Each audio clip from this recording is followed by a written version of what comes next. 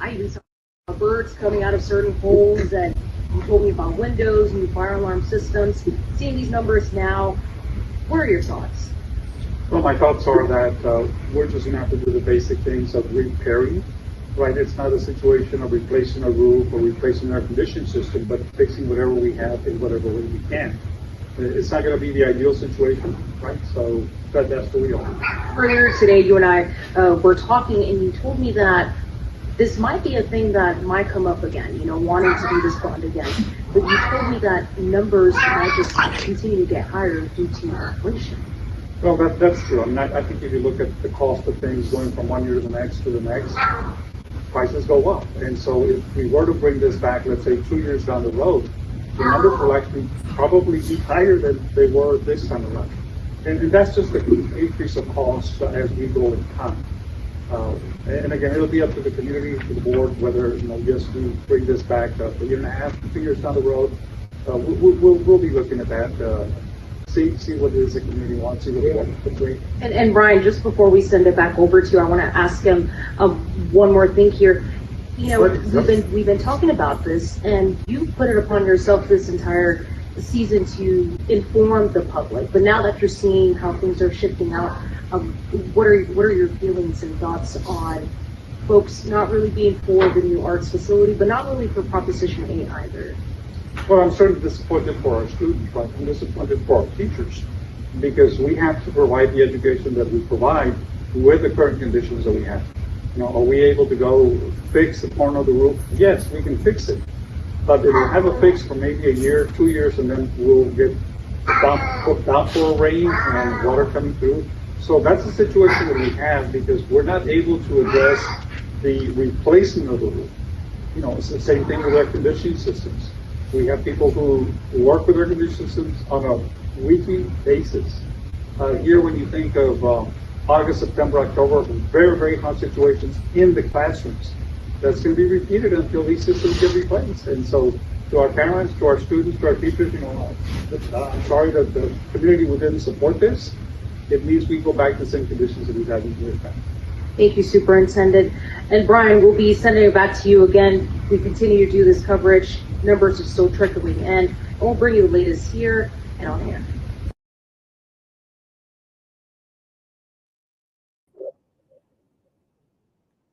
Good morning, ladies and gentlemen. Welcome to Good Morning Brownsville. It is Wednesday, November the 5th, 9:22 a.m. My name is Frankie. This is Roman. Good morning, Roman. How's your day going? Good morning. Good morning, Frankie. It's been going great. The aftermath, the Brownsville taxpayers winning last night in spite of the misinformation from BISD and that video, that interview that you just played right now with Sandy Torres from 23 and Channel 4 interviewing the superintendent.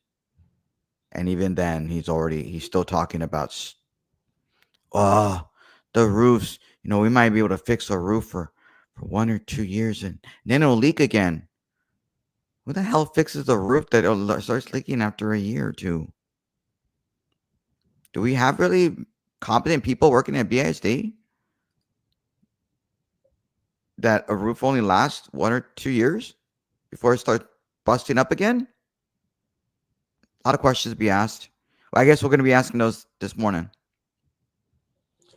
Yes, Roman. And again, shouts out goes to the community that came out and let their voices be heard. This is something that many people should be proud of. We have been very vocal and very critical of this administration, Roman, of this current board. We found it hard to believe how they were promoting essentially a property tax increase in one of the poorest areas. Today, ladies and gentlemen, we want to focus on what lies ahead. We spent these past, Roman, several months really talking about what hypothetically could be something that the taxpayer, that the constituents for the city of Brownsville, what they will be facing. And many people, based on the numbers that we will show, the final numbers, they came and they did not agree with this bond proposal. Today, ladies and gentlemen, and look, before we start, I take pride coming before you and laying it all out there. I would hope that you would appreciate someone like myself, someone like Roman, telling you like it is. It's as if whenever you go buy a car, whenever you go buy a home, you expect for them to give you the good, the bad, and the ugly. We don't want to be that used car salesman that says, oh, this is a great product. There's nothing wrong with it. Unfortunately, that's what we had from this current board. All they said was, this is what's needed. This is what's in the best interest of the school district, of the community. So today we're going to tell you the good, the bad, and unfortunately, we're going to tell you lies ahead for the Brownsville Independent School District is not pretty. We have talked about over and over and over again about what lies ahead. So thank you so much for tuning in to each and every one of you. This is going to be a very, very interesting show. You know what to do. Make sure you like, comment, and share this live feed. But most importantly, make sure you go to our YouTube page. What Roman and I do, we're doing it because we want a better Browns. We want a better BISD. And it's people like you that are watching, people that have been outspoken and vocal. You're the reasons why this initiative did not pass. Roman, what's the sentiment out there? How has the people taken in this news about last night's bond? I think most people are very excited and happy that this happened because that says that the voters have spoken and the community has spoken and they're happy about it. I haven't really seen much of depression from people that wanted this bond. I mean, I haven't gone in and looked at any of the unions and see what they're spouting today. I haven't seen any of the board members and what they're discussing and saying. But there are people that are pointing a finger at some individuals on the board, and one of the people that I really didn't mention last night, and I thought of this morning when I was talking to a friend about it, and I said, "What do you think about Frank? What do you think that Frank has a lot more to blame, but nobody's blaming him?" And my friend was like, "You know what? Go on, Roman. Where are you going with this?" And he kind of sounded like Frankie. Well, look, I mean. The bond was put up in February. We talked about that the other day about how your Theo was on his deathbed, and it was a 3-3 vote not to go to the taxpayers. It was a smaller bond. I mean, it was $110 million less, maybe $120 million less than what this bond was. And one of the people that voted against going out to taxpayers was Frank Ortiz. Blackie Locks. He went and he voted against it. And yet, knowing all the things that he knew and how the children were suffering with bad schools and bad everything going around, and he didn't care. He had no heart. He didn't care about his children. He said, "No, we're not going to go for a bond," because he voted with Minerva and Carlos not to go out to a bond. And it was about $350 million, including the PAC. He probably could have said no to the PAC and just gone for the less than $300 million bond, and it would have been lower. It would have been smaller. Maybe voters would have been okay with it, but he voted against it. He had no heart. And yet, come by August, when the bond ballooned, the bond went so huge, and he had his his primita. So his amiga, la golden girl, and they both voted in favor of it. But maybe, just maybe, had that moron on the board, that bug-eyed guy with big ass dyed ass hair that we all know is dyed as crap, Blackie Locks. Maybe he's putting up too much dye stuff on his hair that he doesn't even know how to think anymore. And he voted not to go to the taxpayers in February. And yet he goes in August and it fails miserably. So he likes to lurk in the shadows, be very quiet, ask his questions on the board. He won't ask questions before the board because he wants to make a little show of it. And he really should be asking me questions before he goes to those meetings. And he voted for it and not failed. So, as much as I want to blame Daniela Lopez Valdez, and I do, and I will, and I think we all do.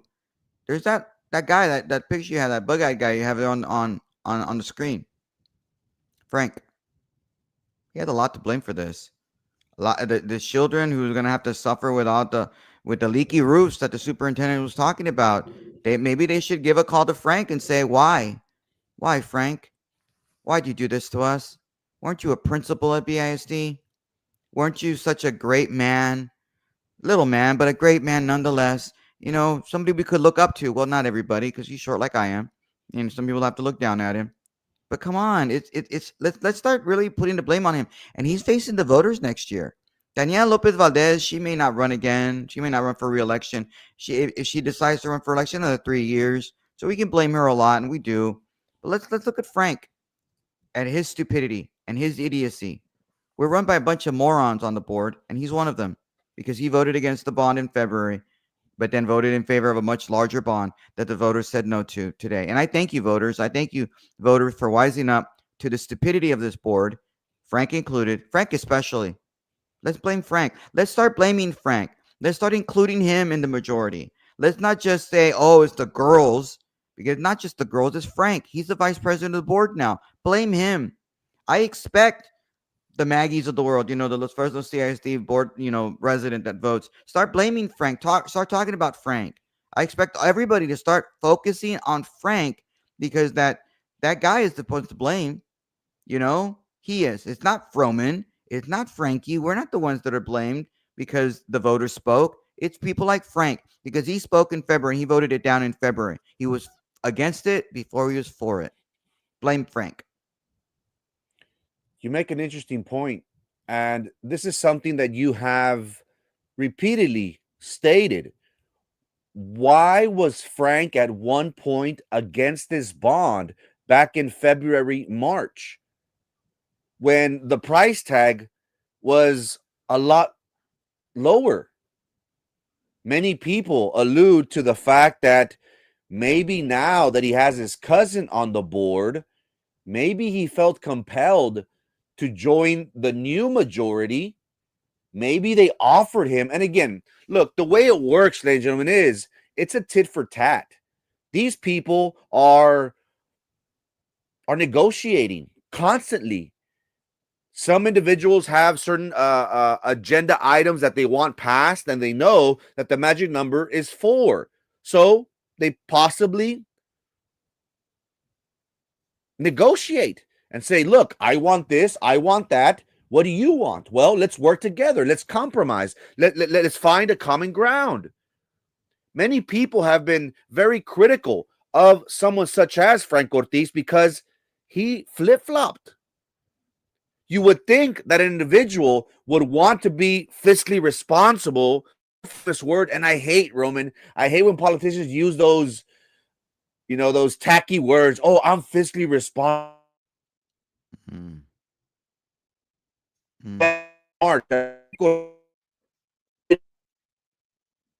What was it? What happened back then? Did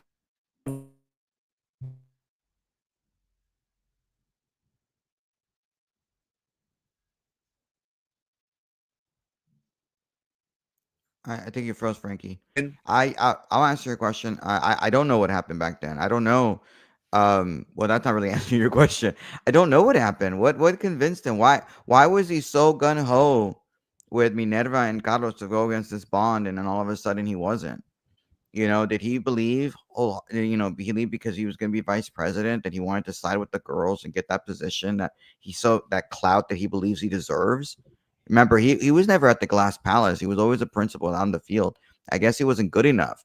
He's not like Rose Longoria, who's a principal and going to the Glass Palace. He's not like any of the other principals that are now in upper echelon, being respected. He wasn't. He has a little chip on his shoulder because he was a principal only.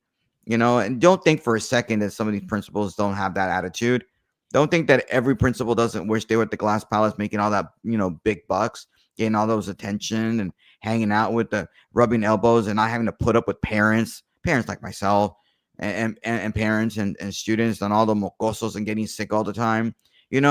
I mean, being able to be at the Glass Palace and walk over the parking lot, going to Captain Bob's restaurant for lunch because it's the best seafood in town, or even walking over to Disney, to Dairy Queen. I mean, wouldn't they want to do that? You don't think that Frank wanted all that? And now he sort of gets that by being a board member, getting those nice, awesome free tickets to football games and basketball games, and not having to really mess around with stuff. And he never got a chance to do that, But now he gets to ask, rub those shoulders. All right, and I think you're back now, Frankie. So, and I do apologize. Ever since we had this little mini hailstorm, I'm having trouble at the studio. I need to reassess my my internet. But ever since this little mini this hailstorm that we got, I've been having issues. So, I do apologize. It might be your router. You might want to just ask them, whoever you have your service with, just change your router and get a new one and pump it up a little bit. Yeah, possibly, but again, it's very, very, very frustrating. We're paying top dollar, and we're getting charged top dollar for a service that doesn't come through. So again, was Frank Ortiz promised the vice presidency in support of this bond? It seems that way, because why would somebody in their right mind vote for something a lot more expensive moving forward? Again, to me, it doesn't make sense. It really doesn't.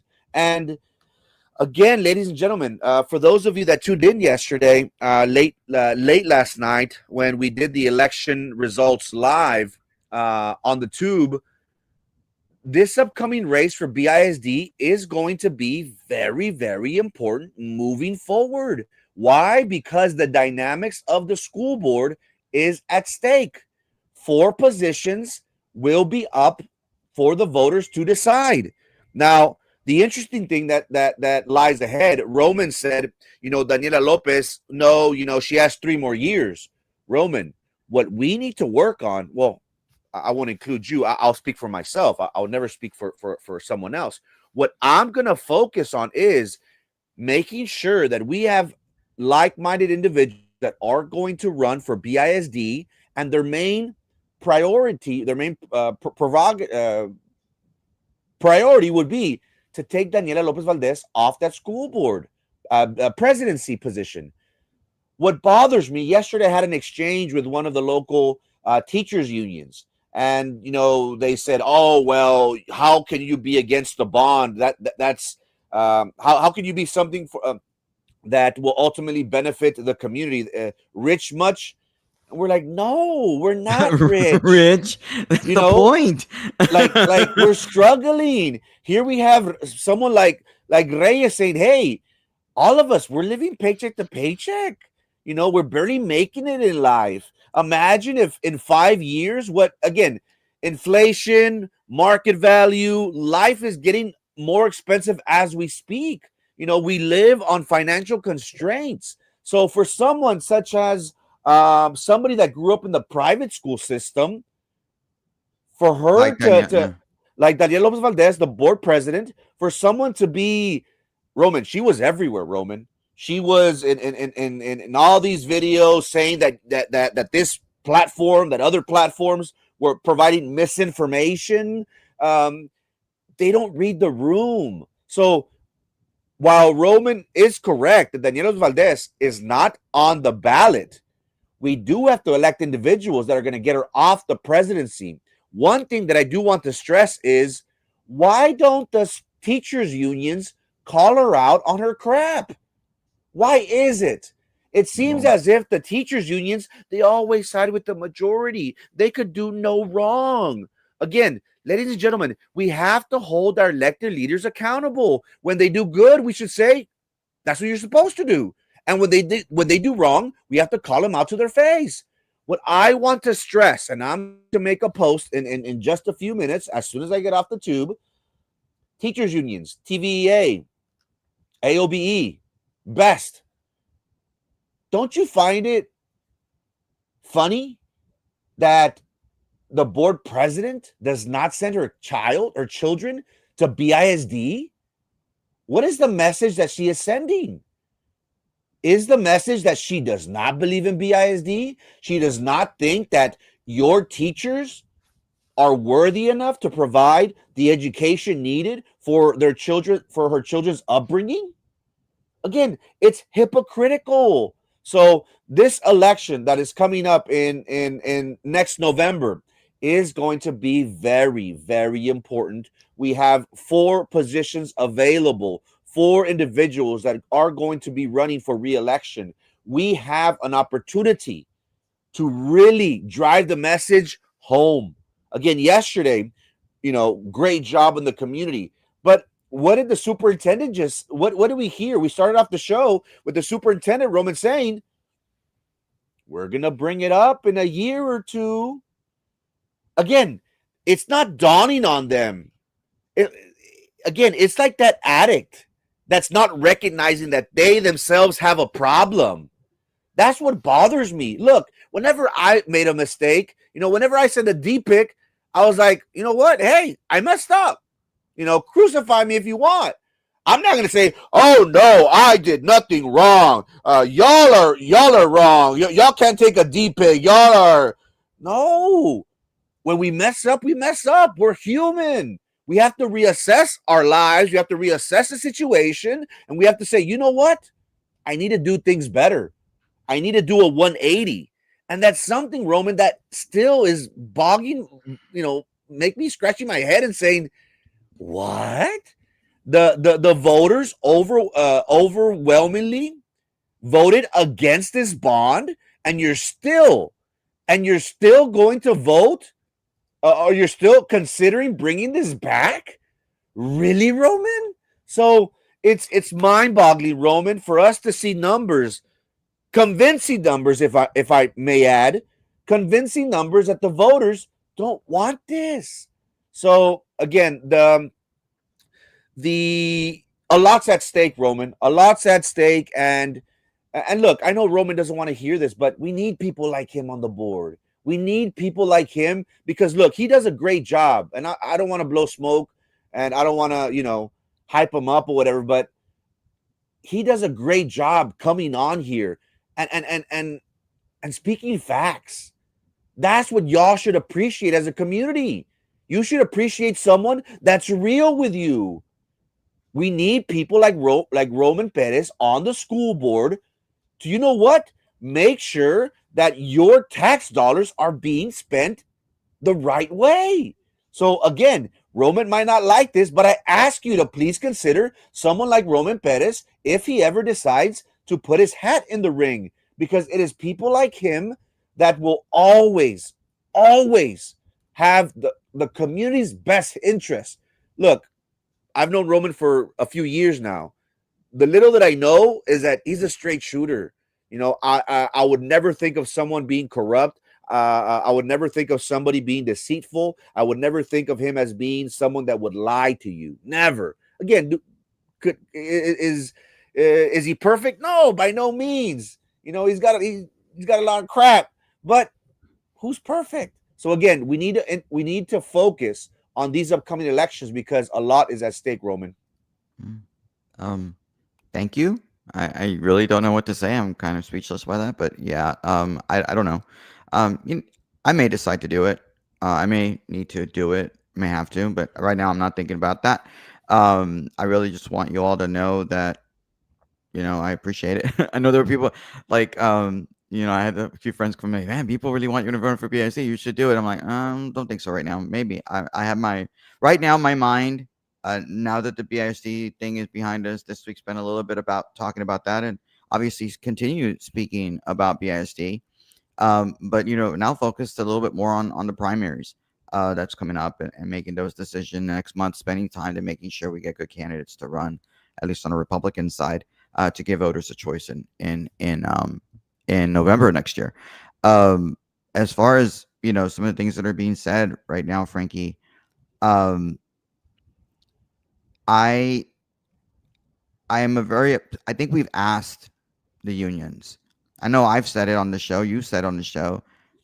We've asked those questions to unions about what do you think about the fact that your board president, the private school mom, sending her children to BSD. What does it say about you as teachers? She doesn't trust your teachers. She didn't think your teachers are good enough. It doesn't matter that they're certified teachers or whatever. She doesn't trust them to, teach them the arithmetic, the math, and arithmetic, the writing, the reading. She didn't trust you at all. She does trust the private school people, and that's why I said even last night, was she the right person to be representing the board right now and being the face of it? You had Frank Ortiz and lurking in the shadows like freaking the Wizard of Oz over there. He's not really much of a wizard or an Oz, or from Oz, but that's what he was. He's the man behind the curtain, I guess. Um, nobody cared.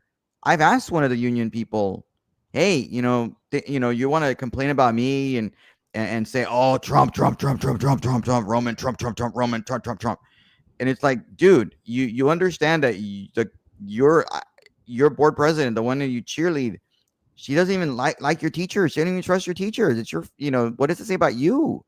I mean, how many, she doesn't trust your union, the people that pay dues to help support your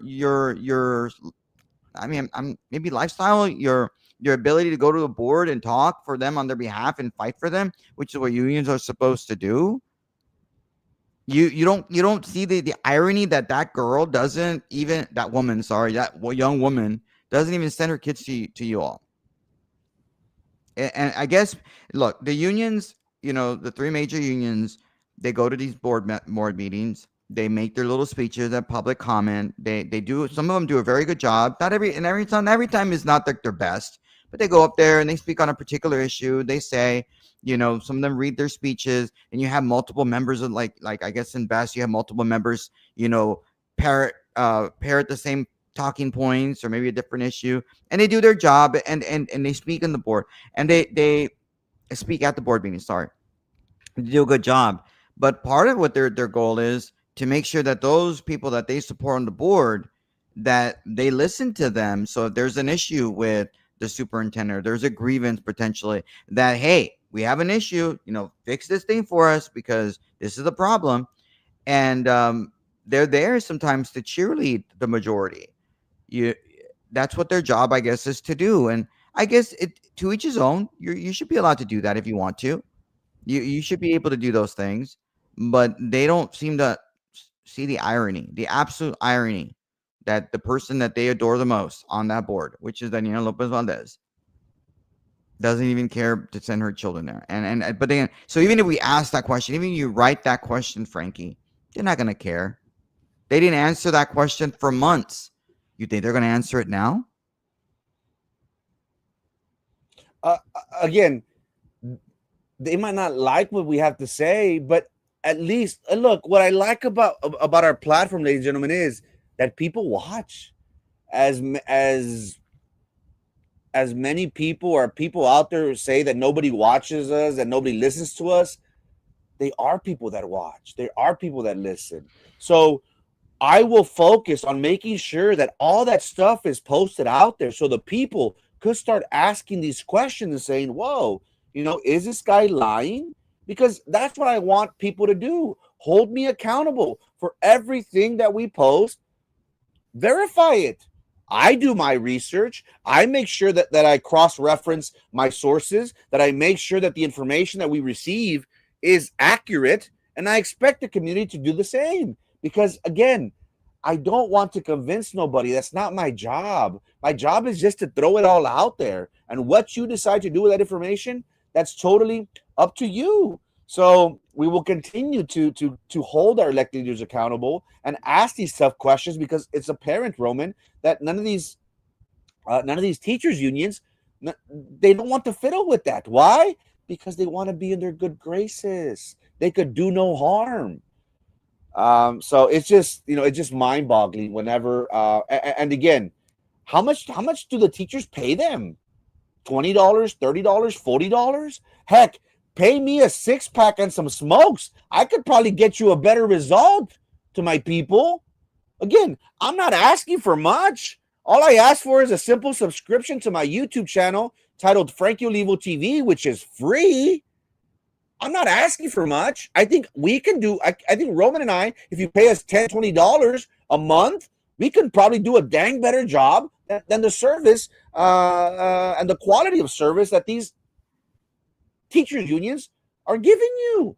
Because to me, Roman, they're charging an arm and a leg. Maybe that's just me. I don't know. Thing is, I honestly, do teachers really need to be represented by a union? Like, honestly, I, like, do they really need to? I'm just I wondering. I think, Roman, I think it helps. I think it helps when, and look, maybe some people have aspirations to become an attorney, Roman. Maybe down the road we can form an organization. And the reason why I say that is because, to my understanding, the teachers unions protect staff or their members from possible litigation, from possible grievances. So I do think that they do provide some sort of service, because at the end of the day, they're backing the teachers.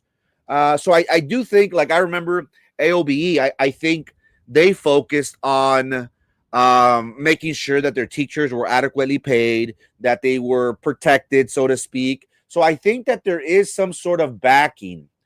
Correct me if I'm wrong, chat. If any teachers unions are watching, I'm sure they are. Correct me if I'm wrong, but I think that they do serve a good purpose. But at the end of the day, are they delivering? That's the important thing, Roman. Because again, you could pay me $100 a month, but if I'm not providing a good service for you, you're wasting your money. No, but I So, mean, you can represent uh, yourself in a grievance, Frankie. I mean, you don't need a lawyer to represent yourself, because at the end of the day, the decisions are delegated to a grievance officer that's a member, usually part of the glass palace, that answers to the superintendent. Then you have to do the second thing again, another person that answers to the superintendent. It goes to a grievance level 3. And do you really need to have a union member, a union represent you? I don't know.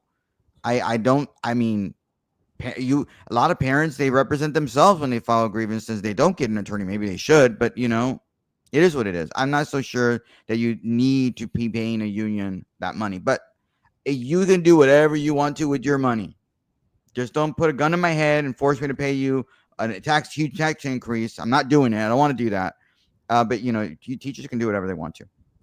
and I understand that, but maybe there are teachers out there that possibly are scared. Maybe they don't know the process, Roman. Maybe they would feel more comfortable if somebody else was representing them. Maybe it's just too complex, and that's understandable. You know what I mean? Not everyone could be a Roman Perez and be out there, outspoken, and stand on his 2 feet. And no disrespect to anyone, but I think sometimes people just feel as if it'd be best if somebody else that is possibly more knowledgeable, Roman, more experienced in that environment, in that sphere, in that world, to guide them. So is your $20, $30, $40 being well spent? I would hope so. I mean, it's kind of like insurance, right? Insurance, I think, you had never, you know what? Let's not talk about insurance. I don't want to use that example, but I mean, like, you pay and you pay and you pay, and then when you need insurance, do they actually give you the money that you deserve, that you think you deserve for your loss? Does the unions provide that service for them? You pay and you pay, and when you need them, are they really there for you? I don't know. I really don't. I think one of the people on our chat is saying, if I can read it correctly, it's really small. Saying not necessary. You worked in education for 40 years and never needed them. It is what you only need them when you need them, I guess. But yeah, but I don't think the unions really care. They're not gonna answer the question. There was I think another individual who stated, "Wait, is that a Snoopy?" Yeah, Snoopy's back. It's been a while, Whoa! Snoopy. Whoa! Where have you been, Snoop? Dude, like, wow, that's somebody was asking about the peanut gallery, the peanut gang. Where are they? And dude, welcome back. Where you been? Like, you wait till the day after the bond vote to come out? Now, if I think I know, Snoopy, correct me if I'm wrong. I send you a shirt, right? I send you and your child, your baby at the time, a shirt. When I ran with Erasmo for BISD, if that's the Snoopy that I know, she's active. She is active. Maybe just not on this Snoopy account, but she is or they are active. I should say they are active. but maybe they're not using the Snoopy account. But Mm. yes, hello guys, and I'm glad to be back. And yes, Frankie, I still have the shirt. Yes, so Yeah, I know yeah. exactly who this is. Oh, well, So don't repeat it. Don't repeat no, it. no, no, Don't no. you I know. I'm just saying that keep the you know, anonymity there. yeah, this person is active on social media. They just possibly take a step back and things like that. But there are people out there that they like to work in the shadows, in the backgrounds, and there's nothing Oh, wrong with that. what do you, the question he was, put on blast was saying, you were unaware that teachers can complain to the union about the board. No, I meant more. If maybe I didn't speak right. I'm saying that teachers, if you have an issue, a parent has a complaint against you, or a principal has a complaint against you, or your supervisor, the union can represent you, and or let's say you have an issue with the board policy that you don't like, and you can complain to your union, and then union can represent you. But the unions themselves, they go to the board meetings all the time. They're there, they sit there, many times they stick around and then they leave as soon as the executive session starts. But they sit there and they give their speeches or in public comment. They, sometimes I remember one union member, executive was almost kicked out of the kicked out because she was talking smack to Minerva while the meeting was going on, and more power to you. But yeah, so I mean, I'm friendly with the unions because they're people, they're individuals, they're friendly with me. I know one union was very supportive of the idea of me being on the board because they felt they can work with me, but it doesn't mean that we're going to agree on every single issue. They knew I'm a Republican, they knew I'm a conservative, they knew my position on school choice. But it is what it is. You can agree to disagree, right? You can agree to disagree with individuals, and still be friendly with them and be respectful. And I feel like I'm respectful to unions, but I still wish that they would say something and answer the question: aren't you ashamed of the fact that your board president is a private school mom? Yep. And it's very again, it's very important for us to Wait, did you just get a chat thing? You got some start thing or whatever that is? wow, Lolita. Wow. Appreciate it. Hey, Thank you more so people. much. I really, really appreciate it. I remember Erasmo used to get like crazy, like $40, $50 a show. Not every show, but it was cool. Thank you so much, Lolita, for the love. I appreciate it. Mm, That's my meal for the day. Thank you so much for that. I that's your appreciate meal. that. Where's my Roman. meal? I'm just kidding. Just kidding. Well, I'll I break it know. off with Roman. I'll No, get a no, no, burger, no, and I'm I'll get kidding. and I'll get Roman the dollar I'm burger. good. I know exactly what I'm gonna have lunch today. So yeah, I think um, I might be going to Captain Bob's. Maybe, just maybe. Roman, today Yeah. is the school board meeting, which is going to be a very, very interesting meeting. What do you think is going to be the atmosphere in that room, Roman? Do you think the board members are gonna be with their heads No, down? nope, they're not. I mean, some of them might be looking down at Minerva Peña and Carlos and blame them for losing, but at the end of the day, they're gonna just put up a good face and everything's gonna be great. They're gonna move on with their thing, but behind closed doors, they're not gonna be happy. When they go into their executive session, they're not gonna be happy with each other. And honestly, some of you board members, you be pointing a finger at each other. You really should. I mean, you really should be pointing a finger at Daniela. It's her fault, and you should be blaming that Frankie and not Frankie, Frank Ortiz, Balky Logs. You need to be doing those things because it's true. And if you want to get mad at Minerva Peña for flip flopping every other day, when it comes to this bond, and do it, but speak up. I mean, don't do it behind closed doors. Speak up. Tell people how you really feel. I mean, we do it on the show every day. We tell you how we feel. They don't. They want to keep their, I guess it's the political way of doing that. Green Alien, I was still with Alegria from TVA. He kept going after Miss Miller and in the comment. Dude, he does that to me all the time. You know, water. I mean, he he does that to me all the time. And like I've had conservative friends like, what's the deal with that guy? Nah, he's just a friend. Let him say what he wants to do and say what he wants to say. I mean, I'm gonna try to have a pleasant conversation. I mean, the guy called me like a racist the other day because I'm a Republican. Like, whatever. It's cool. And I've known him for years, and it's okay. It I doesn't bother me. I find it funny, Roman, because I feel, again, my personal opinion, I feel as if they're gonna find a way to to blame Trump. They're gonna find a way. Look, laugh at you if you want, but they're gonna find a way to blame President Trump. They're gonna find a way to blame Governor Abbott. They're gonna blame everybody, Roman, except themselves. They're not going to ask how previous boards have mismanaged. Roman, isn't the school district in the red right now currently in the sum of millions of dollars? I think they balanced their budget because they have to pass a balanced budget, so they balanced the budget. So are they in the red right now? No, they have a balanced budget. Okay, well, at one point there were $20-30 million in the Yes. hole. Oh, okay, yeah, they were that way in the hole, but then they had to go into fund balance to do it. And that's the other thing, and these board members can't say this isn't true because it's true. I told them what they were doing in terms of giving everybody pay raises and teacher pay raises instead of using some of the fund balance that they had and saving it for a rainy day. Isn't this a rainy day? All of these the roofs that are busting up and they're not lasting more than a year or two. Isn't that a rainy day? Mm-hmm. Isn't that you have air conditioning units going fritz that you're having to fix them once a week? I mean, isn't that a rainy day? But no, that's not what these people didn't give a flying rat's ass about the roofs and the HVACs, anything like that. They didn't care. They cared about giving people pay raises that they didn't need to be giving. They went into the hole. They went into the fund balance to be able to create new positions that they needed to create. They gave pay raises that they needed to give out to. They need to dole out all that money. And that's what they did. They spend that, they talked a good game. But at no point were they talking about maybe we shouldn't be using this money for this. We might have to be going out for a bond. Let's save this money because we need it for a rainy day. They didn't give a shit. Sorry for my French guy, but they didn't care. They cared about giving.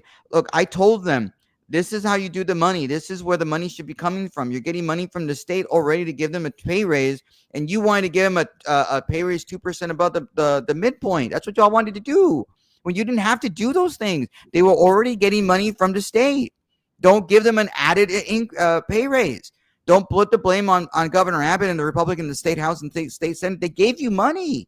They gave you the money for those pay raises, and you didn't. You wanted to give them more. When is enough? And at the same time, you're giving out the money, and then you're with the other hand, you're like, come on, taxpayers, give me $460 million. I really, really need it. And then you have a depressed, pobrecito, el vato, the superintendent, all aguitado because he lost. Oh, I guess we're going to have to live without needs. It's going to be the same thing it was before. The community spoke. Like freaking out. But because you board members and the people at the Glass House were pushing for this pay raises, and then you had the unions like, yeah, give us money. We need more money. Our poor people, our poor teachers. They only cared about that. They didn't care about the fixing of the roofs or the HVACs or any of the maintenance that need to be done. No, they want to spend millions on pay raises they didn't have to spend. That's what they did. Right. It wasn't me. It wasn't Frankie. It was them. But before we start and talk about what lies ahead, I want to show the clip of Daniel Lopez Valdez talking about the need for pushing for this bond, if I may.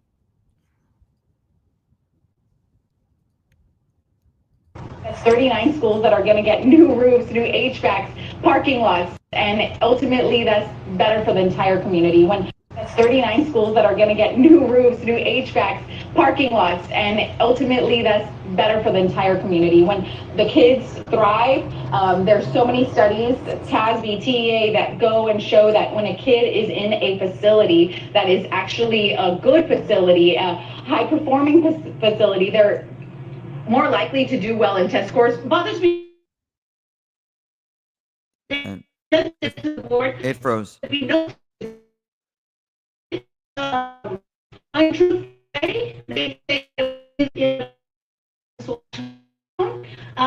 with words and wisdom. I don't know what was being said. So essentially, what Daniel Valdez that if students are in a better facility, that they excel more. But again, shouldn't we have been doing this for the past 10 years, Roman, of making sure that our maintenance, that our facilities are up to date? So I find this disingenuous, Roman, of her trying to say we need to pass this bond because of this. Yeah, well, I mean, it's interesting that she sounded like a used car salesman there. I'm She's telling like, you. "Nico, bonito, barato, yeah, it's gonna be great. It's gonna be wonderful. Just do it. It's like, dude, like, slow your roll, girl. I'm like, and it's just like it, and then you have the car driving by. It's like, what is wrong? Like, what are you doing? Um, but yeah, she talks about how people studies show this TASB TA. Well, if those studies are there, why don't you? Again, I hate to bring this up again. But is that why she doesn't have her kids at BISD? Because you don't have new equipment? You don't have state of the art stuff? You're not sacrificing enough?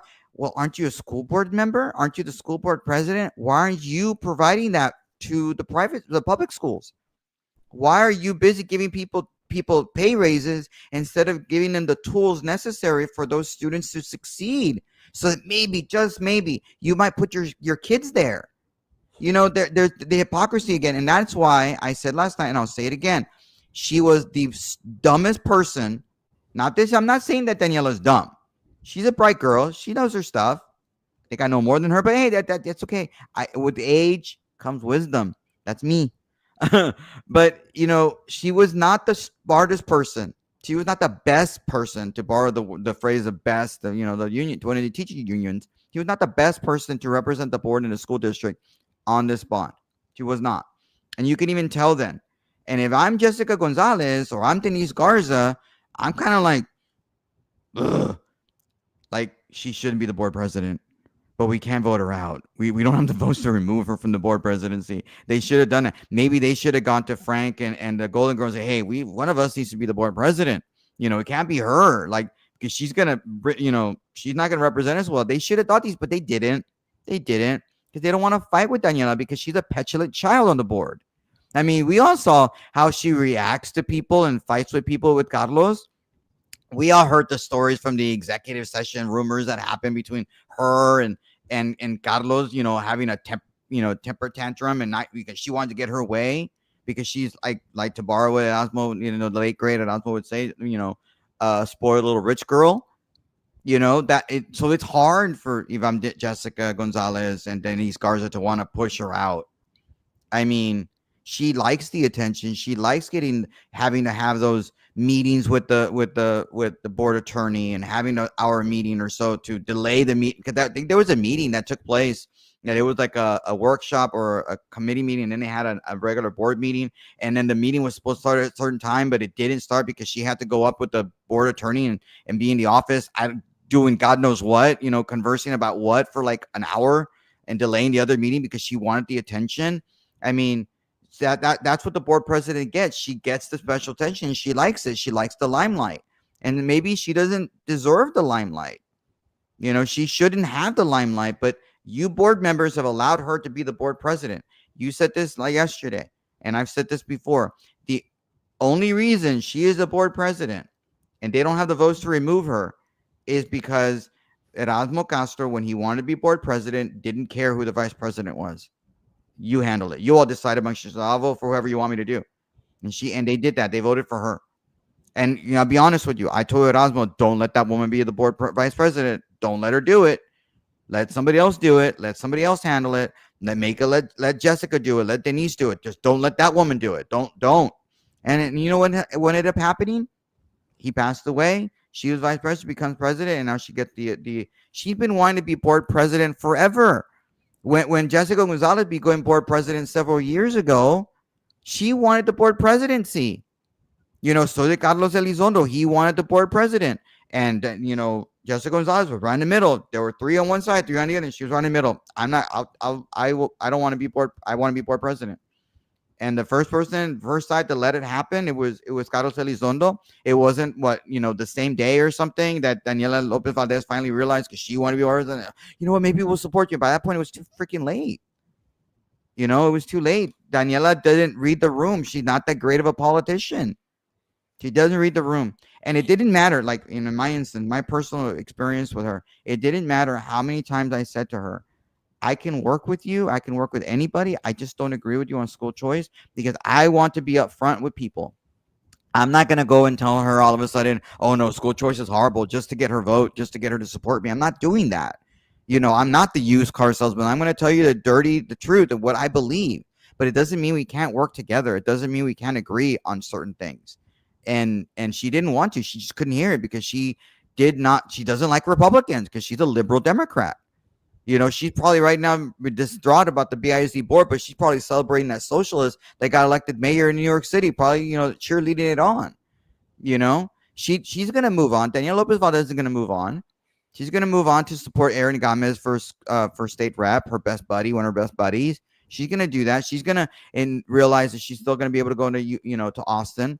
She's going to try very hard to remain the board president by trying to work for people to give her the presidency so she can be able to represent the school board to go over to Austin at the next general session to, hobnob and eat meals in Austin. Because, let's face it, who doesn't want to eat in Austin? Great food, great restaurants that she gets to hang out with and feel like she's kind of a little mini state representative, being the sidekick of Erin Gomez. There's no guarantee Erin Gomez is going to be a state rep, get reelected, because we are going to have an opponent against her as a Republican. And there will be, funding available to that person, whoever runs against her as a Republican, because we want this seat. I'm letting you all know that right now. Republicans want 38. They do not like Erin Gomez. And I know there's moderate Republicans out there like, oh, we like her because she's a conservative. She's really a Republican. No, mijito. No, that's not true. We're gonna talk about her voting record. That's what Republicans are going to do. We're going to show you how liberal Erin Gomez truly is. She's not that conservative you think she is. You moderate Republicans, you George W. Bush Republicans, that think all of it, that MAGA has gone crazy or Trump has gone crazy and torn the Republican Party asunder. We're going to prove to you that Erin Gomez is not who you think you are. Oh, who you think she is. Sorry. But regardless, that's another debate. But I think part of the problem is Danielle Lopez Valdez and her little speeches she gave at Channel 4, Channel 23. Blast, put on Blast 956. The issue I have with Susan Rubalcaba, who claims to be for the people, was at one point she was very critical of City Commissioner Pedrito Cárdenas, whose family was receiving thousands of dollars. At one point, she was very critical of that. She was saying, why is the family of a city council member receiving thousands of dollars? Pedrito Cárdenas has a lot of cola, okay? In this election, she said that, and I asked her to her face, and I said, so what, Susan, you were critical of Pedrito Cárdenas then, but now when you're endorsing him, you see nothing wrong with his family getting money? And she said, no. And I said, what?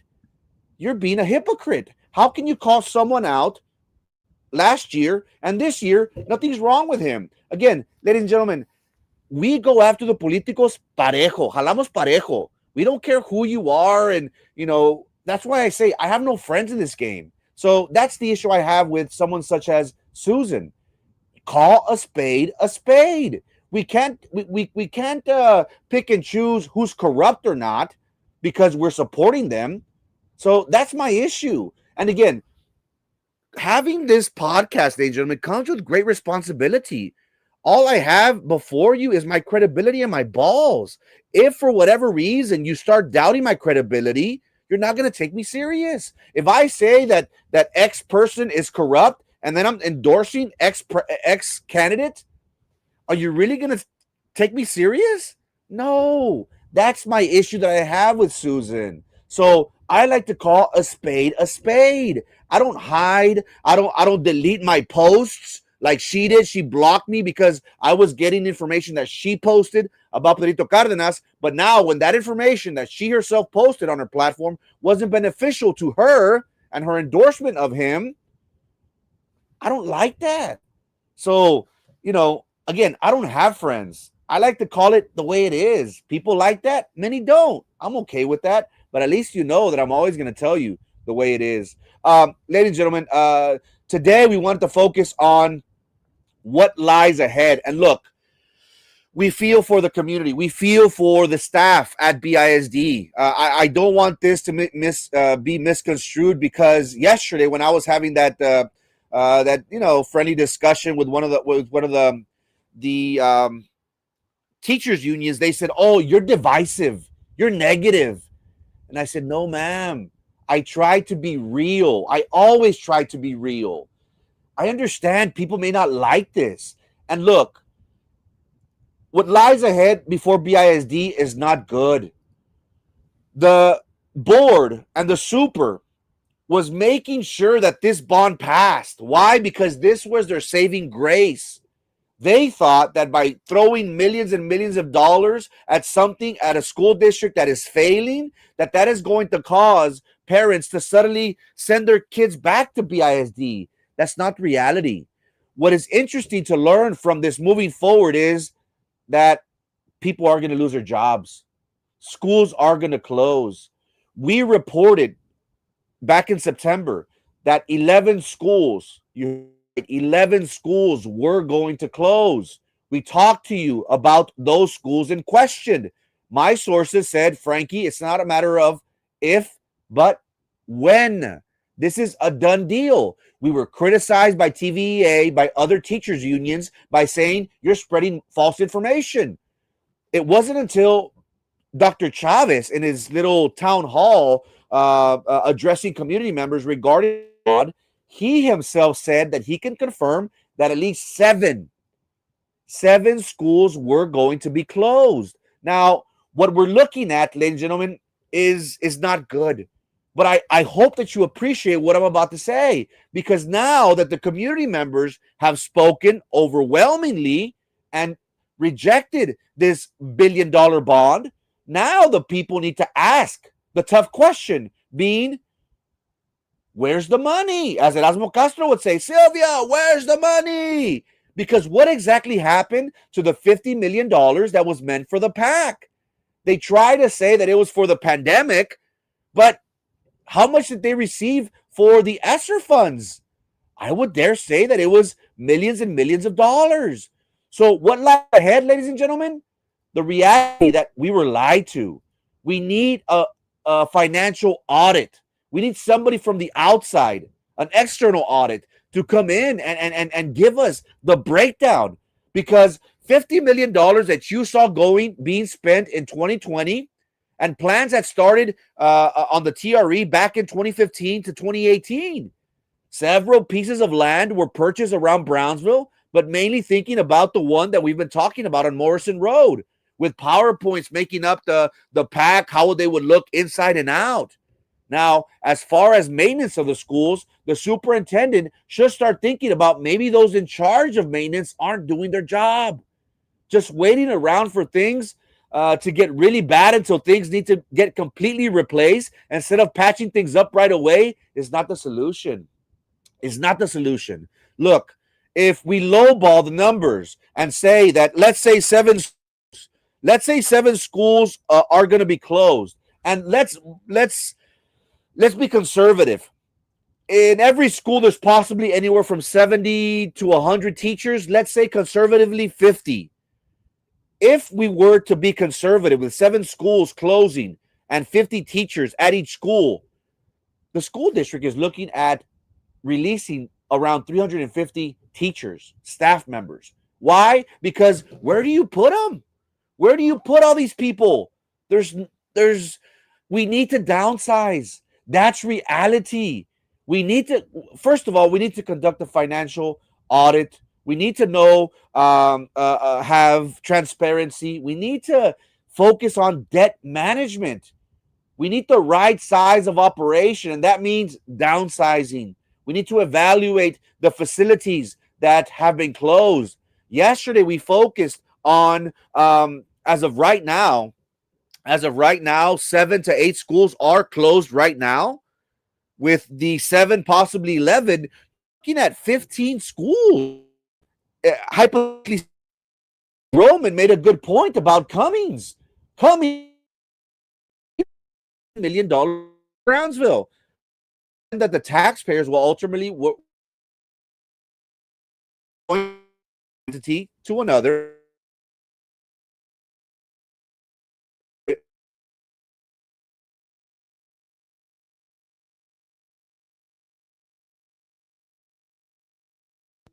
You're making a good point, but you're breaking up again.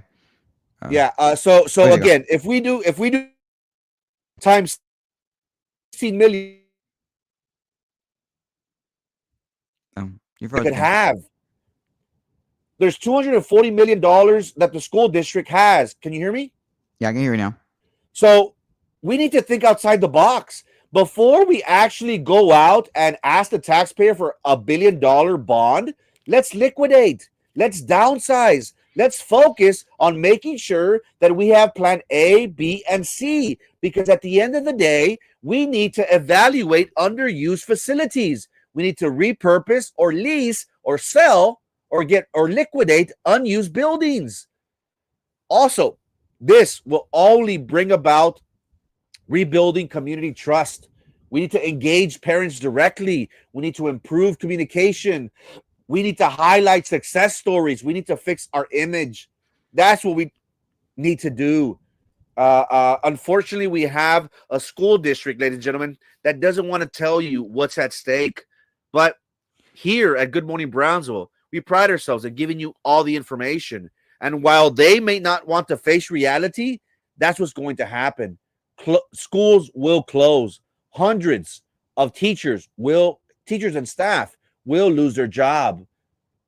We are not having the enrollment numbers that BISD once had.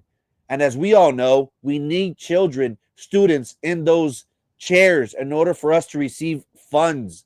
Property taxes is a large a large part of how we collect our funds, but also it's having student enrollment.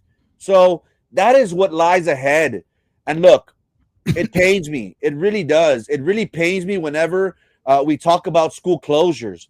But these are the 6 schools that I can definitively say, based on my source, schools that are going to close, Frankie. And Roman, we had the superintendent talk about Agley Elementary, that it was going to need 15.6, let's say $15 million of repairs, Roman. It makes no sense that we're going to spend millions and millions of dollars on repairing these facilities when in a few years they're going to need an even more patch up. It's really not.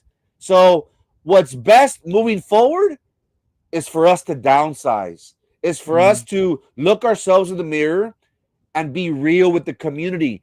BISD is not the monster that it once was. Now we're dealing with IDEA. Now with charter schools. Now we're dealing with Elon Musk, who's going to open up his Astor school in the very near future. Best believe that parents are going to want to send their kids there. Also, we need to focus on cutting off the fat, as Cepeda says, cutting off the fat at the top. You know, many people, Roman, have been very critical of the super's huge paycheck. You know, and he has multiple assistants. Again, I hate to bring her in, but Dr. Sendejas, from what I remember, only had 1, maybe 2 assistants, if I'm not mistaken, and she produced an A-rated district. Now I know times are different from what a decade ago, and I know times have changed, but now since we're downsizing, Roman, maybe it would be good for us to think about cutting fat at the top. So I apologize. There's so much that I want to say, ladies and gentlemen, but unfortunately, technology and my internet is failing me, and I apologize. And I'll probably come back live at a later hour just to give you the breakdown a little. But that is a synopsis of what lies ahead. The future of BISD is scary, but again, I hope and you appreciate us being real with you.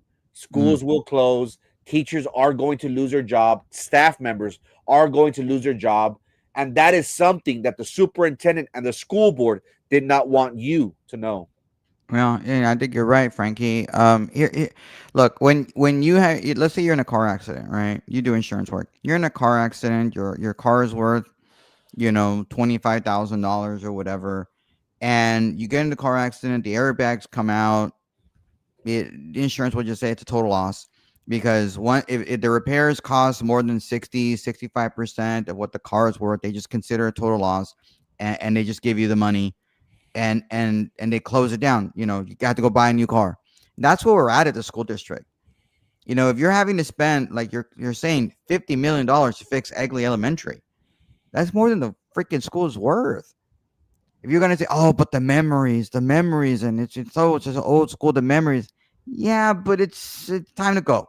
It's time to create either a brand new school with the $50 million you're using. I don't think the $50 million is accurate, but I'm just saying that as an example. If the cost to repair that building is more than 60% or 70% of what that building is worth, yeah, that, no more. We're done. Close shop. Move on. And that's where we're at BISD. Is BISD worth all of these school buildings, these schools that we have? It's not. It's time to close up shop. There are a lot of individuals in our community that want to see government run like a business. It's not a business, but we want to run like a business. And right now, BISD is not being run like a business. It's being run like a government handout welfare check system. That is like yesterday we had a lot of people upset and freaking out, and they voted Democrat in some of these states. I mean, way off the polling that was there, because people felt like they were starving, and they were mad, they were upset, and they were blaming it on President Trump and the Republicans in the Senate, even though it's the Democrats' fault, and they went to the Democrats. And that's what happened yesterday. And that's what's happening right now here locally. We need to realize that government, which is this government-run schools, that's what the school district is, a government-run school, is failing right now. And we as taxpayers said, you know what? Yeah, no more. We're done. And the only option for us was we're against that. Redo, start anew, start fresh. You need new schools, fine. You want to get rid of, start selling off the old schools, sell 2 of them and get 1 new school. That's what you should be doing, right? You could probably do that. And the school, and the superintendent talks about, oh man, the rising costs. It's going to be more expensive in 2 years to be able to do all these things. And the community said no. It's like, well, dude, you don't think that's how taxpayers were thinking about this bond? That it was more expensive? That it's like we can't survive the way we are right now because everything is going up and up and up, and yet you are lying. You're misinforming, you're disinforming, you're lying to people, saying it's not a huge tax increase when it is. Not that you, the superintendent, was doing it, but as a whole, the campaign as a whole, whether it was Daniela Lopez Valdez or other board members saying that, no, it's not a huge tax increase when it was. We're feeling the pinch. We taxpayers, we renters, businesses are feeling the pinch because we know prices are going through the roof. And you're going to be saying, well, yeah, it's going to be more expensive in 2 years to do all these fixes that we wanted to do now. If it's expensive for you, guy, it's expensive for us too. Because we don't get the benefit of going, paying less for stuff. And because like when you buy stuff, do you have to pay taxes on it? Probably not, because you're a government entity. We have to pay tax on top of the freaking, thing we're buying. When we go to a hotel for whatever reason, we need to go something. Do we get a better deal with the hotel? Do we don't have to pay the hotel motel tax? Yeah, we do. You don't. You get benefits out of it. You want to tell us it's more expensive? Nah, hombre, shut up. Como dice, dijo Erasmo. Roman, is this a problem? Is this a problem that all school districts? Because again, correct me if I'm wrong, I think PSJA or one of the school district in the Upper Valley, their bond failed as well. I think they were going for $50 or $60 million, something I don't want to say modest, but nothing in comparison of the $460 million bond that BISD was asking for. Is this something that all public schools, other school districts possibly in our area throughout the state of Texas are facing? Like, because public education, school boards, they've been like running the well dry. They've been spending, they've been mismanaging, and then at the end they say, "Oh no, we need help. We need a bailout." In your opinion, is this something that? Yeah, they're doing it, and I think we talked a little bit about it. You had the state really wants to eliminate school property taxes, which they can control by. And I think Janie was talking a little bit about it as well on Monday. We want to lower the tax rate as much as possible, so that then maybe the state will come in and absorb all that expenses, and then the state will run the schools, and they'll be cheaper and run better, more efficiently. That's what's going on. And would you have school districts that are being represented by TASB? I think we mentioned this a little bit. you're a lowly school board member. You just got elected, and you have to go to this training. You have to be, like, not certified, but you have to go to these continuing education stuff. And so you go to TASB because your school district has paid money into TASB, and you go there and, oh, hey, Mr. New Madam School Board member, you need to learn about bonds. These are about bonds. These are finance people that they work with, our partners. Hey, you want to learn a little bit about policy? Here's policy. They show you around. You feel really important. And it's like I'm not gonna say it's a cult, but you're all together with all these people, and they're showing you what needs to be done, and then they're having these conferences like, oh, mean old Governor Abbott, mean old Republicans, they don't want to fund public schools. Schools are under attack. Public schools are under attack. The way we can fight it is by taking control, and you go into a bond, and that way you tell your citizens to vote for a bond, and then you can be able to spend the money how you want to spend it, because the mean old Governor Abbott won't have to, can't come in and take, and tell you how to spend your money. Because wasn't that, I mean, I'm not saying TASB does all this stuff, but I'm just, broad brushes. That's what I'm doing here.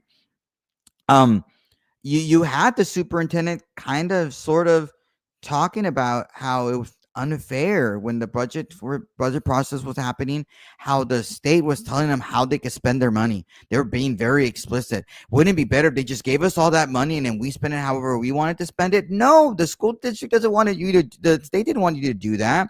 The state wanted to fund and give pay raises specifically to teachers at a certain rate, at a certain amount. They wanted to do that because that is what they promised the voters of the state of Texas they would do.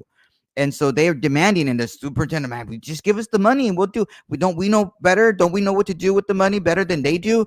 And it's like, they don't believe in local control. You'd have the board president, private school moms say, they don't believe in private, local control. We do, and complaining and bitching and moaning about the Governor Abbott and the state and how they don't fund us properly. They don't fund us enough. They're mean and horrible, nasty people.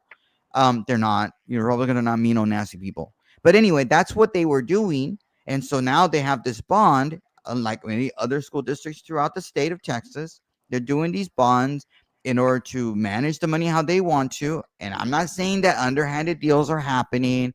I'm not even saying those things. I'm not saying corruption. I'm not even saying those things. I'm not. I'm just saying that they have more control of the money, and they don't have to be beholden to the state when it comes to how that money is necessarily spent.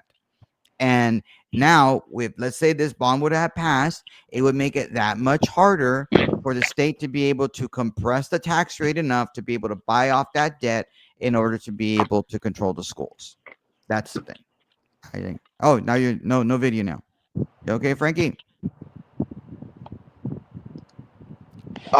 Yeah, I'm having issues. I'm having issues. So if you want to end the show, we're good. We can do it tomorrow. No big deal. Yeah. You can continue if we could go on. I don't mind. It's just it's frustrating. Ever since the freaking storm, man. Ever since the storm hit, the hailstorm, I've had issues and I've rebooted my modem. But anyways, so again, Roman, what are your thoughts? What do you think? What do you think is lies ahead for BISD? I mean, they're going to have pink slips. You're going to have crying union board members tonight. Maybe you'll have unions upset. Oh, we're going to lose teachers, and they're going to be pissed. And I don't blame them for being pissed, but this is the path they have to take. You have no choice. You don't have the same enrollment. You can't have the same number of teachers. You're going to have to fire some teachers. And I'm sorry you're going to lose your job, but you're going to lose your job. Right now, we've had over a month, almost 5 weeks, it seems like, we've had a shutdown of the federal government. You have people working in our federal court system right now that aren't getting a paycheck. They're not getting a paycheck at all. You have CBP officers, they're not getting a paycheck. You have Border Patrol people, they're not getting a paycheck. You have FBI agents, they're not getting a paycheck. Park rangers, I don't even think they're not getting paid. They have to, some of these people have to show up for work and they're not getting paid.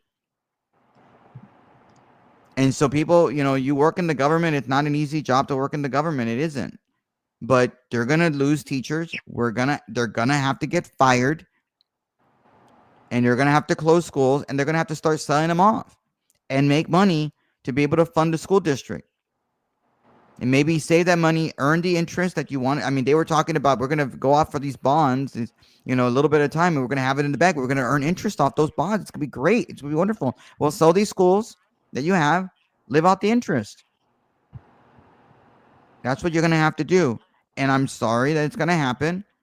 It's not my fault. It's not Frankie's fault.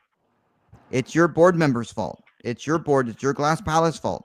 Because they were greedy and they wanted a much larger bond, and the people said, no, enough is enough. We're not doing it. We're not paying for this. This is ridiculous. Go back to the drawing board. That's what the taxpayers said. And I said this last night, and I'll say it again today. There better not be another bond in the next 12 months. There better not be. I don't want to see a bond from any of these board members. Any of them. All 7 of them. Don't even call for a bond. Don't even bother. Go back to the drawing board, shut down these schools you're going to have to do, and then come back and tell me whether you really need that bond or not. Yeah, it's gonna be interesting. What's next? It's scary. There's a lot of uncertainty moving forward. I honestly feel like the school board, this was their last saving grace, Roman. They were hoping that this would pass in order for them to stay afloat. But the reality is that what they failed to inform the public was that schools were going to be closing whether this bond passed or not. So we have to wait for a new school board to be on that board to pursue possibly another bond. But again, let's think outside the box. We talked about liquidating.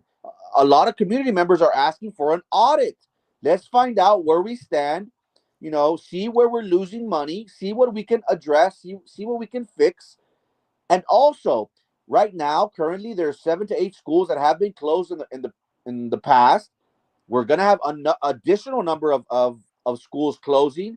Let's liquidate those, have $100 million, $200 million in the coffers, and then let's go from there. Maybe, and look, I hate to sound ugly, but I'm all in favor of band, choir, theater. I really do. I really want our future generations to have somewhere where they can excel and perform and be, be under that limelight, be under the lights, to have that euphoria of saying, hey, I'm performing in front of hundreds, thousands of people. We want that. But in reality, Roman, when you really think about it, the Hannah Performing Arts Center, is it being used to its capacity?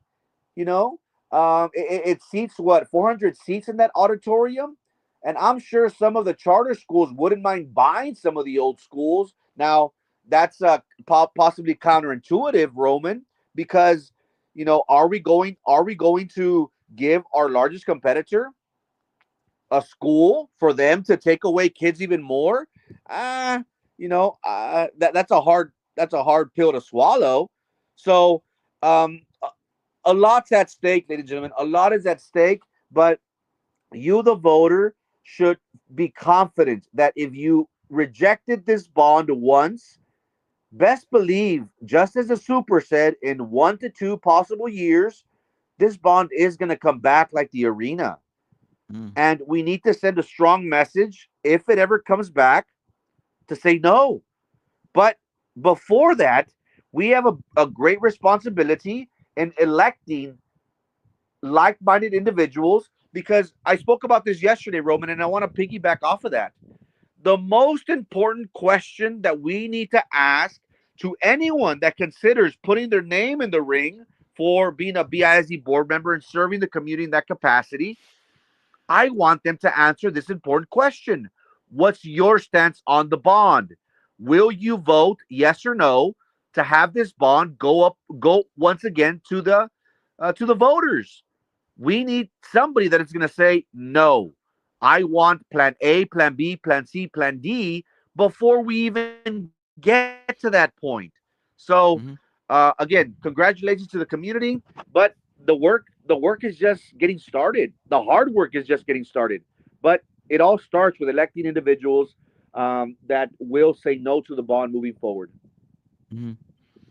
No, well, maybe we'll have some resignations on the board after this thing, but probably not. they're gonna stick their head in the sand. I mean, we have other issues going on. They're gonna have to pick a new board attorney. They're gonna have to do having to do with this insurance stuff in the next several months. They're working on that, and now they're gonna have to do the real hard work of you know closing schools, and it'll have to start almost immediately. And it's not, and I don't think this is something that they can wait until after Christmas. They need to start discussing it now and move. You know, they have no choice. And if they're not doing it, it means they were never serious. They are not serious people if they're not already saying, "Hey, we're gonna have to have a meeting at least this month to start discussing what schools we want to start closing." They need to move and give people a head start to realize what's going to happen at BISD. And if they don't Roman, want do to do you it, they're not serious. Again, Roman, do you think it is of your opinion that these school board members are going to be like, "Oh crap, what do we do?" Do you think they're thinking like that, or you think they could pull it yes. off and say, "You know what? I'm going to change the narrative and focus on reelection and promising, the moon and the stars," or you think they're going to feel it? I think some of them are going to be like, no, let's just pile through. We don't have to close schools now, and we need to be reelected. And you're going to have some that are going to be real. I'm hoping that some of them are actually real and say, no, we're going to have to do this. The voters have spoken. We have no choice. We need to start really closing schools, whether it's 2, 3, 4, 5, 6, 7 at a time. I don't know, but they have to. And you already seen at least one union speak out and say that we probably have to close anywhere between 7 and 14 schools. You get together with that union and start saying, okay, I agree with you, let's do it. And I agree with that board, that union on this issue. I agree with them wholeheartedly. They have to do that. And don't wait till after Christmas to start the ball rolling. Bring it up. You have to do a special called meeting, do an order, tell the superintendent do this, and then set up your committee that you're going to have to do to investigate which schools have to be closed. Start doing it in December. I know everybody wants to think about the tamalada, and that's more important than actually doing the hard work. But get together that way when the new year comes in, January and February, you're already moving down the road to being able to close these schools so that people realize start by May, these are the schools that are going to close. I mean, they don't have a lot of time. They have to do these things. And I know that people are going to be running for reelection and people are not going to be happy about it. And it's probably going to cost them their reelection. But you were elected to do the hard work. Nobody said it was going to be easy. Nobody said that in exchange for getting those free tickets to the football games and getting to speak at a commencement address in front of a bunch of parents and people at the Sam Stadium, that they weren't going to be the tough questions or tough things that are going to happen. And don't get me wrong, you're going to see that Minerva Peña and Carlos Elizondo talk about, we don't have to close schools. I mean, you think that Minerva Peña and Carlos Elizondo are going to all of a sudden say we need to close schools? Of course not. They are the type of people that tell you what you want to hear. That's what they are. I mean, look what's going on.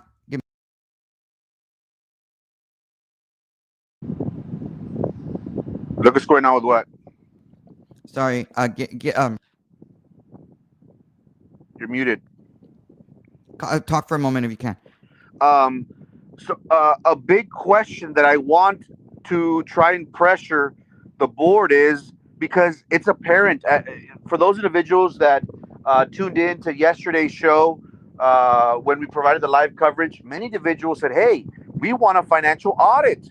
We want to know where our money has been spent," and I think that is the most logical thing out there. Roman, now that this bond failed, and look, it failed overwhelmingly. The people came out resoundingly and said no.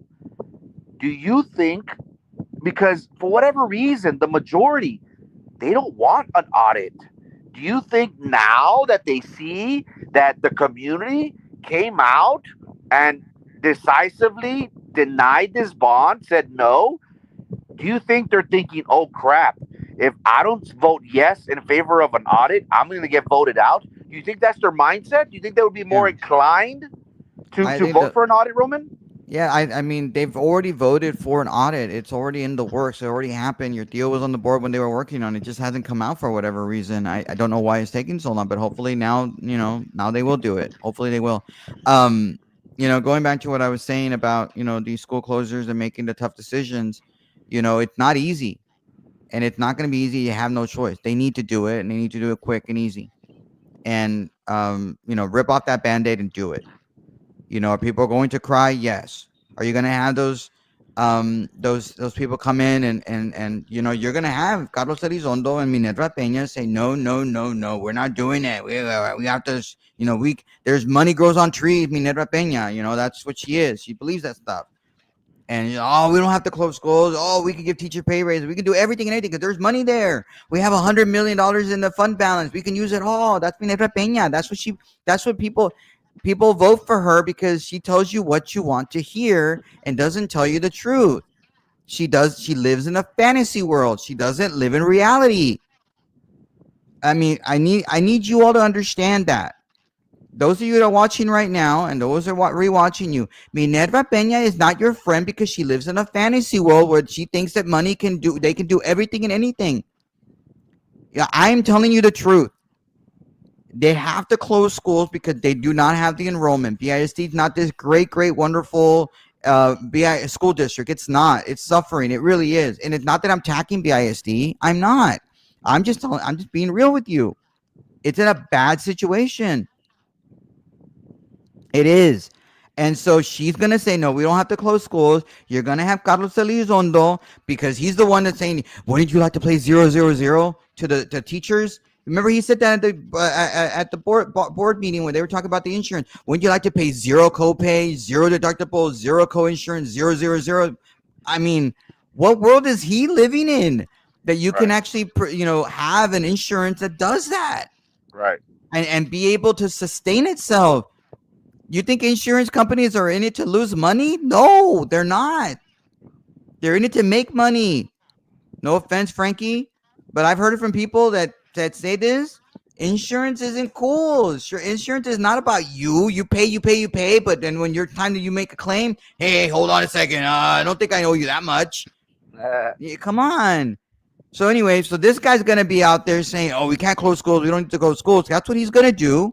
And he's probably going to be like, I mean, you don't speak for me. You don't know. Like, shut the F up, Frank Carlos. Shut up. We know who you are. We know what type of person you are. And that's what you're going to do. You already have those two people who are not going to vote to close schools. Now about the other 5. Are they going to be real? Are they going to be real with you all? Do you think that Golden Girl's going to tell you the truth and say we have to close schools? Of course not. She's not going to do that because she wants to be reelected. She likes the attention. And then you think Blackhawks is going to tell you the truth? No, they're not. They're not going to close schools. And then they're going to make the girls be the bad people and say, look at them. Look at Danielle Lopez. Look at Denise. Look at that Jessica. And they don't want to, they're the ones who want to close schools. Not us. We don't want to do that. And they're going to make the district suck even more. Because unfortunately, we're being run by morons. People on the board are morons. They are. I mean, let's just face it. They're not the brightest people in the world. Like, I mean, I've had a friend of mine who told me when I was, Roman, don't run for FISD. Don't run for school board. They're a bunch of rats. It's stupid. Like, why would anybody want to do that? They want to say, hey, they're in it for the children. They're in it for that. They're not. Maybe a few of them are. I'm not saying all of them are the same. I'm not, painting them all with the same brush. But I'm just being generic. No offense. I'm not referring to Eric Flores. I know that's your word, Frankie, for him. But it is what it is, guys. It is what it is. I think that they need to close schools. They have no choice but to close schools. They have to let go of teachers. But are there the votes to do the hard work? No, they're not. The work is not there. I mean, we had a situation where I'm not going to go into detail because I don't know the whole detail, but I mean, I think there was a vote at one point where it was a 3-3 vote to where the school district wanted to let go of a teacher for whatever reason they wanted to, and it was a 3-3 vote. I'm not saying it was one way or the other, was a good way or not, but they couldn't even come into agreement to get rid of a teacher. One teacher. You think they're going to be in agreement to get rid of all of them and give them their pink slips and close schools? Of course not. They're not going to, because again, they're politicians. They're creatures of politics. And they think, if I ever want to be reelected, if I want to show my face in the town again, I can't vote to close 7 schools. Or as Patrick Hammond was suggesting, and when he spoke in front of the board, potentially 14 schools. I don't think they can live with themselves. But we don't have leaders on the school board. We don't. We don't have a majority of leaders. I should be more specific. We don't have a majority of leaders. You don't think that Abraham Lincoln, one of our greatest presidents in the United States history, one of our greatest presidents, Abraham Lincoln, when he was sending kids to war, living the way that he lived, he aged himself so damn much in 4 years over the Civil War with all the trauma, the stress of being president, and he did it anyway because it needed to be done. Do you think these morons that are leaders in our school district, do we have a majority of leaders that will be able to say we have no choice, we have to close these schools down? No, we don't. Do you think that they're going to be able to look in those children's eyes and say, I'm so sorry that your school is going to close? Nope, they don't. They don't have the balls. They don't have Frankie's balls. They don't. And you, I know that's the topic of today, is what lies ahead. You know, you're saying schools have to close. I agree, school has to close. But do you think they're going to actually do it? No, they're not, because they don't have the balls to do the right thing. They don't have the ability to be able to tell you the truth. Because the two people that on the board that were against the bond are going to be the first people that are going to stand up in line and say, we don't have to close schools. We can live. We can do this. We can pile through. We can do these things. And then they're going to tell you that everything is rosy and great and wonderful. And then in November, one of them's probably going to run for re-election, get reelected, because you're going to believe them. I hope you don't believe them. I hope you believe us. I hope, you know, somebody was saying it's going to be Roman versus, you know, Susan for PSD. I'm not running against Susan, but I would hope that Susan is a realist and will call these people out, you know, call out Minerva Peña and call out, you know, Carlos, and make sure they hear from her that schools have to close. And if they don't want to do it, then you call them out. Call a spade a spade. And I would hope that Susan will do that. I would hope that all of you all will do that. And those of you that are commenting right now that agree with us, the schools have to close and teachers have to be let go, that you're one of the first people that are commenting on some of these other pages and saying, you know what, Roman and Frankie are right. It has to happen. And you all stand up. Just like, because we voted this way, right? We voted against the bond. We were the ones who said, no bond. And then we have to be brave enough and smart enough to realize that there is not a consequence. Forgive me, that might be the wrong word to use. I'm not a thesaurus, but one of the reactions or the effect of us voting against the bond is now what's the next step? The next step is closing schools. The next step is firing teachers. And the next step is making sure that BISD is the best BISD can possibly be. And that is what our job is to do. Do not let the people that were in favor of the bond, the unions and Daniel Lopez Valdez and all the board members and that were in favor of it and the Glass Palace pointing, you see, you know, they didn't have a plan. They didn't have a plan. They voted against it. This was our plan. What was your plan? So we have to unite and we have to do the right thing and force them to do the right thing. It's our job. We have to take ownership. I mean, we can fight about what happens in Trump world and the White House and the Capitol and what happens in Washington, D.C. We can fight about what happens in Austin, but we forget that we have more control of our local community more because our schools affect us more than what happens in Washington, D.C. Let's do this, guys. Let's do this together. Let's be part of the solution. I think we are part of the solution. And part of the solution is not necessarily me or Frankie running for BISD.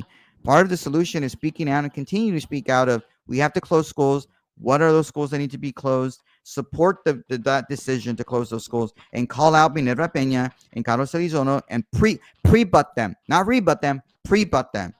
Pre-butt Minerva Peña, pre-butt, that might be a bad word, pre-butt Carlos Elizondo to make sure that they understand that we have to close schools and we have to fire teachers. We have to send out pink slips. We have and not just teachers, but staffs.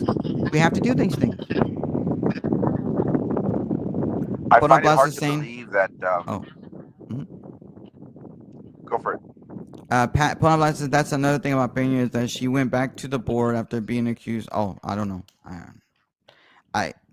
She's on the board. She got elected by the people. The people chose. The people elected her. I mean, we can only do so much. Put on blast. I find it hard to believe that, given the circumstances we're in, Roman, given the voter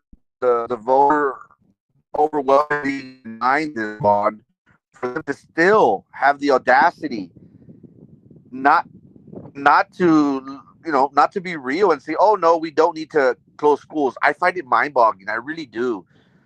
Look, it's tough. It really is tough. But at the end of the day, each person on that board decided to put their name in the ring to make these tough decisions. Ultimately, that's reality.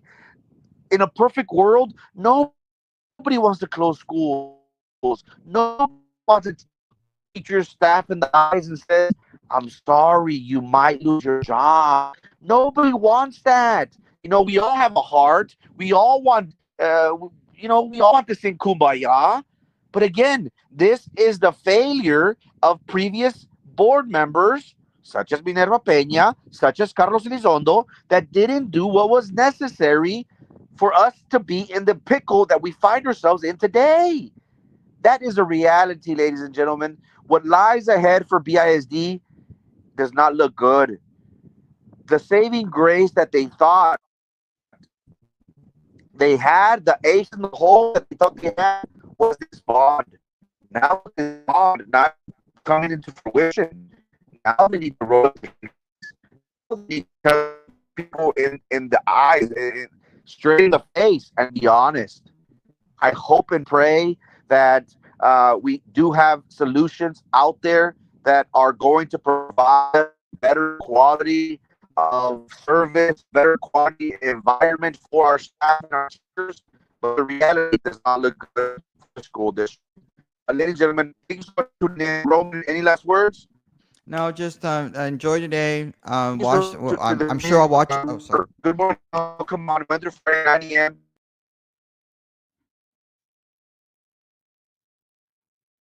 No idea what happened. I think he left. um, but yeah, I hopefully he can end the live. I don't know if he can. Hey, we'll see y'all tomorrow. Okay, guys. God bless y'all.